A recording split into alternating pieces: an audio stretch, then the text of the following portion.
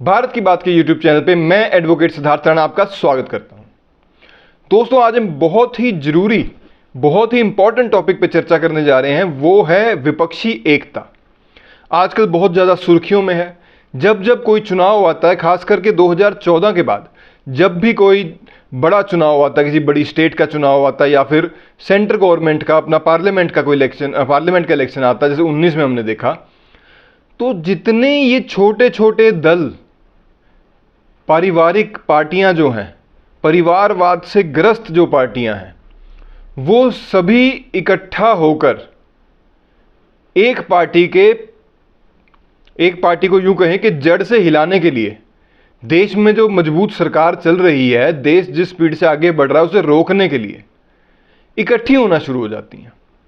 हाल फिलहाल में हम सब ने देखा कि कैसे पटना में, मैं ज़्यादा पुरानी बात नहीं करूंगा, हुआ पहले भी बहुत बार है, लेकिन पटना में जो अभी बिल्कुल रिसेंट हमने देखा कि वो सारी पार्टियां इकट्ठी होगी जो ज़्यादातर उनमें कांग्रेस से ही अलग होकर वो पार्टियां बनी हैं, चाहे वो एनसीपी हो, ममता बनर्जी की पार्टी हो, कोई भी हो। अरविंद केजरीवाल जी जो कांग्रेस से ही लड़के, कांग्रेस के भ्रष्टाचार से लड़के, उन्होंने दिल्ली में एक आंदोलन के जरिए वो पार्टी में आए। अन्य भी ऐसी 21 पार्टियां, दोस्तों 21 पार्टियां एक साथ आ गई, अपनी सारी विचारिक मतभेद भूल के। ये भी नहीं देखा कि कौन किसके विरुद्ध कहां लड़ रहा है। कांग्रेस का सीपीआई के साथ कहीं गठबंधन है, कहीं वो उस पार्टी के साथ खड़ा होने जा रही है जो सीपीआई के अगेंस्ट, मतलब बिल्कुल ही समझ से परे। और जब इन्होंने एक माहौल बनाना शुरू करा, तो इस माहौल के लिए जो सबसे ज़्यादा मेहनत जिस व्यक्ति ने करी, वो थे हमारे नीतीश बाबू, बिहार वाले। जी हाँ, उन्होंने बहुत जोर लगाया। ये अच्छे लंबे टाइम सत्ता में रहे। 13 में भाजपा से अलग हो गए, फिर भाजपा में आ गए, फिर इधर चले गए, कभी अलग हो जाते हैं, कभी आ जाते हैं। इनको खुद को अब समझ नहीं आ रहा भाई करें क्या। तो इन्होंने एक मुद्दा पकड़ लिया, भाई मैं विपक्षी एकता कराऊंगा पूरे भारत में, मैं ऐसा वो कर दूंगा कि भाई अब सारे मिलके मुझे पीएम बना देंगे। इनमें से आधे लोगों ने पीएम बनना है, आधे लोगों ने अपने राज्य में सीएम बनना है या अपने बच्चों को सीएम बनाना है, और जो बचे कुचे हैं उनको अपने आप को सिर्फ राजनीतिक क्षेत्र में बचाना है। सबके ऊपर करप्शन के एलिगेशन है, सबके ऊपर चार्जेस फ्रेम हो चुके हैं, कईयों के तो मंत्री और संतरी जेल में जा चुके हैं, कईयों के ऊपर तलवार लटकी हुई है, ईवीआई, सीडी, हर एक किस्म से। कोई भी एक अगर हम पॉजिटिव एंगल इसमें ढूंढना चाहें तो वो बड़ी मुश्किल है, मिलता नहीं। आपको मिले तो कमेंट बॉक्स में जरूर बताइएगा कि इन 21 पार्टियों में कोई भी एक पॉजिटिव एंगल कोई नजर आए तो कमेंट बॉक्स में जरूर बताइएगा। मुझे कोई नजर नहीं आया। ये सारी पार्टियां इकट्ठी होगी। जब इकट्ठी हुई तो पटना में ऐसा लगा भाई आज देश में कोई बहुत बड़ा राजनीतिक बदलाव, कोई आंदोलन का एक ऐसी ज्वाला ये जलाने वाले हैं। बैठक में कोई ऐसी बात निकल के आएगी कि हाँ देश का माहौल बदल जाएगा, और वो माहौल भाजपा के विपरीत जाता दिखेगा। पर बड़े अफसोस की कह लीजिए, मजाक की कह लीजिए, हंसी की कह लीजिए, ऐसा एक वाक्य जो मेन मुद्दा इस पूरी बैठक में निकल के आया वो था राहुल गांधी जी के विवाह से संबंधित। लालू जी ने उनको कहा कि भाई आप विवाह कर लीजिए, हम सारे आपके बाराती बनने को तैयार हैं। अब लालू जी की सुने। लालू जी ने पहले चारा खाया, चारा खा के किडनी बदलवाया, किडनी बदलवा के अब वो फिर लड़ने के लिए तैयार है। और वो खुली चुनौती किसको दे रहे हैं? प्रधानमंत्री जी को, कि भाई अब हम आपसे डट के मुकाबला करने के लिए बिल्कुल फिट एंड फाइन हूं।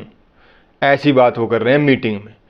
कोई कोर इशू, कोई मुद्दा नहीं था, कोई संयोजक मीटिंग का। नीतीश बाबू को बहुत ज़्यादा उम्मीद थी कि भाई प्रधानमंत्री कैंडिडेट ना घोषित करना, कम से कम इस पूरे विपक्षी एकता का जो सूत्रधार बनूंगा, कम संयोजक ही बना दें, सह संयोजक लगा दें।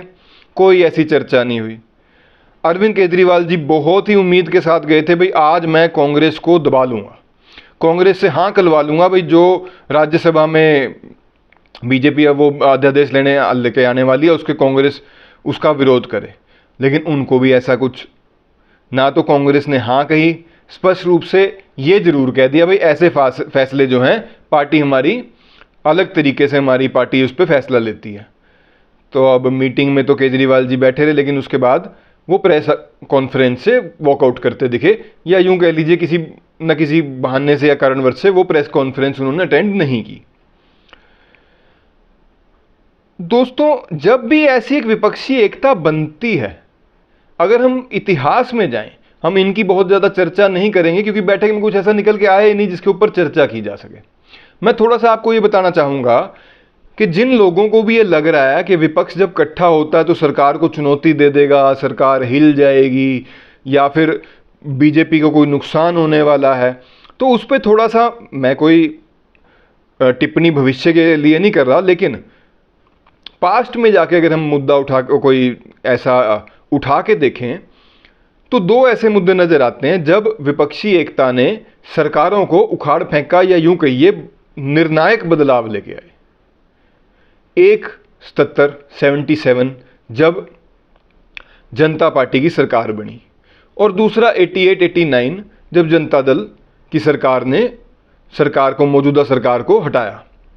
इन दोनों वाक्यों में साथियों, जब 77 की अगर हम विशेष रूप से बात करें, ऐसा आंदोलन पूरे इंडिया में चला था जिससे कि जो सत्ता पक्ष उस टाइम का था, एक तो करप्शन के एलिगेशन बहुत ज़्यादा थे, मेन मुद्दा करप्शन था, दूसरा उसके ऊपर इमरजेंसी का जो टॉर्चर उस टाइम लोगों ने सहा वो था, और बड़ी बड़ी राजनीतिक पार्टियों ने अपने आप को, जिसे कहते हैं, सेक्रीफाइस किया था एक झंडे के नीचे आने के लिए। आज के टाइम में अगर हम देखें, इन 21-22 पार्टियों में से कोई भी इतना बड़ा सेक्रीफाइस तो छोड़ो, एक दूसरे को सीटें देने को भी तैयार नहीं है। फिर सेम 89-88 में जब सरकार, राजीव गांधी जी की जो सरकार थी, उसे हटा के जब सरकार बनी जनता दल की, तब भी यही था भाई, जो बफोर्स का एक बहुत बड़ा मुद्दा विपक्ष के हाथ लगा था और उस मुद्दे को बहुत अच्छे से बढ़ाया गया, उठाया गया और उस पे सरकार को बदला गया। करप्शन मेन, जब भी कोई करप्शन का ऐसा मुद्दा उठता है तब स्वाभाविक है कि देश में एक ऐसा माहौल बनता है कि सरकारें बदल दी जाती हैं। अगर आप थोड़ा सा और इसमें देखें, 2013-14 में जब सरकार बदली तब भी मेन मुद्दा कांग्रेस का करप्शन ही था। 10 साल की जो मनमोहन सरकार थी उसमें कितना करप्शन हुआ उसके चलते। लेकिन अब 2014 से लेके 2023 आ गया, 1 रुपये की करप्शन की एलिगेशन किसी भी सेंटर मिनिस्टर पे, बीजेपी सेंटर लीडरशिप पे, गवर्नमेंट पे दिखाई नहीं दे रही। और जो लोग विरोध में हैं वो क्या कहते हैं भी, सरकार तो, करप्शन के मुद्दे तो सरकार जाने के बाद नज़र आएंगे, जबकि पास्ट में अगर हम देखें तो इनकी सरकारें रहते हुए इनके करप्शन के मुद्दे बाहर आए, जिसके ऊपर देश के प्रत्येक नागरिक ने संज्ञान लिया और इनको सत्ता से हटाया। अब करप्शन है ही नहीं तो आप ढूंढ के कहां से लाओगे? तो ये तो होगी विपक्षी एकता की कहानी। अब विपक्षी एकता की जो मीटिंग के बाद इनका एक बहुत बड़ा, जिसे कहें, एक फैसला निकल के आया, आप और मैं भी हिल जाएंगे ऐसा एक फैसला। और वो फैसला क्या निकल के आया कि अब हम शिमला में मिलेंगे। दोस्तों देखो, इतनी पार्टियां मिली, बड़े बड़े दिग्गज, अपने आप को राजनीति के शत्रव कहलाने वाले इतने बड़े बड़े लोग निकले और इतनी लंबी मीटिंग चलने के बाद निकल के क्या आया कि अब हम शिमला में मिलेंगे, बस, इसके अलावा कुछ नहीं।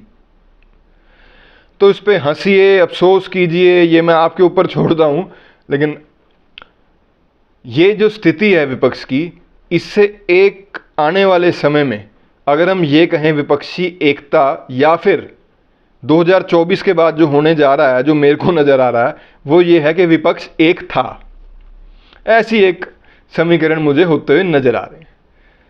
तो आज के अंक में इतना ही साथियों। आपको ये वीडियो कैसा लगा कमेंट बॉक्स में ज़रूर बताइएगा। और जो मेरे साथी, मेरे भाई नए हैं चैनल पे, अभी इन्होंने आज ही चैनल खोला है, चैनल को सब्सक्राइब करें, शेयर करें, लाइक करें। आपका बहुत बहुत धन्यवाद। भारत माता की जय। वंदे मातरम।